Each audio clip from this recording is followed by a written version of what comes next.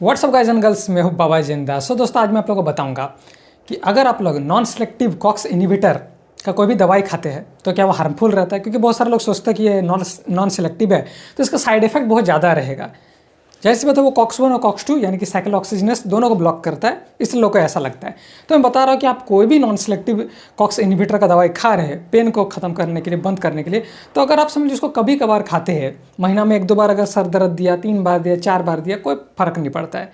अगर आप उसको रेगुलर 5-6 दिन के लिए खाएंगे तो कोई फ़र्क नहीं पड़ेगा। रेगुलर भी खाएंगे तो, गैप ले लेके खाएंगे तो भी कोई नुकसान नहीं करने वाला है वो, ठीक है ना। तो कोई ज़रूरी नहीं कि आपको सिलेक्टिव कॉक्स इनहिबिटर का ही दवाई खाना है। एग्जाम्पल के लिए मैं आप लोगों को बताता हूँ। मान लीजिए आप कहीं सफ़र कर रहे हैं, फटाक से आपका कहीं सर दर्द दे रहा है, अब आपके पास एस्पिरिन पड़ा हुआ है जो कि नॉन सेलेक्टिव कॉक्स इनहिबिटर है, तो आप खा सकते हैं। अब ऐसा नहीं कि डर के मारे में खाऊंगा ही नहीं, ऐसा कुछ नहीं होगा कि आप सुन लिए कि ये कॉक्स 1 को ब्लॉक करता है जो कि एंटी प्लेटलेट की तरह काम करता है, ब्लड थिनर की तरह काम करता है, ब्लड क्लॉटिंग बनने नहीं देता, जिससे हार्ट अटैक नहीं होता है ना। 80 mg का एस्पिरिन या फिर 150 mg का एस्पिरिन गैस्ट्रो रेजिस्टेंस के साथ जो भी आता है वो सब तो इसी काम में लिया था ना, कॉक्स 1 को ब्लॉक करने के लिए। या फिर आप लोग आइबुप्रोफेन को देख लीजिए, तो वो सब लोग ऐसा डरते हैं, बट ऐसा कोई बात नहीं है। आप नॉन सेलेक्टिव कॉक्स इनहिबिटर को भी खा सकते हैं, जैसी बात है सस्ता भी मिलता है। कभी कभार अगर आप खा रहे हैं, क्योंकि पेन किसी का जनरली नहीं होता है, कभी कभार ही होता है, तब ठीक है।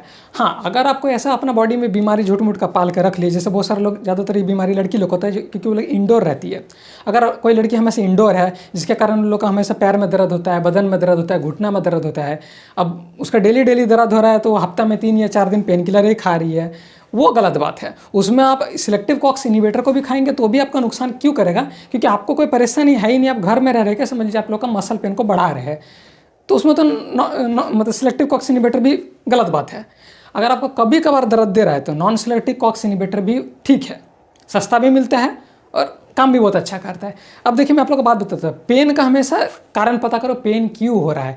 सर में रेगुलर दर्द हो रहा है तो क्यों हो रहा है, चश्मा लगने वाला है, या फिर आप में प्रोटीन का कमी है, विटामिन का कमी है, या ज़्यादा टेंशन ले रहे हो, वो पता करो। बदन में दर्द है तो क्या रीज़न है, कि आप लोग का बेड टेढ़ा बेका है, या समझ लीजिए आप एक ही शेप में सो के रह जाते हैं जिसके कारण आप लोग का पीठ में दर्द उठ जाता है। आप हमेशा 24 घंटा घर में रहते हो जिसके कारण आपका घुटना में दर्द होता है जब आप थोड़ा बहुत भी चलते हो। तो पेन का कारण पता करो। डायरेक्टली पेन किलर खाने से कोई फायदा नहीं होने वाला। पेन किलर कोई भी बीमारी को नहीं ठीक करता है, वो सिर्फ दबा कर रख देता है आपका, ठीक है ना। तो आप नॉन सेलेक्टिव कॉक्स इनहिबिटर को भी आराम से खा सकते हैं, कभी कभार खा रहे SOS की तरह जान बचाने के लिए, तो ठीक है।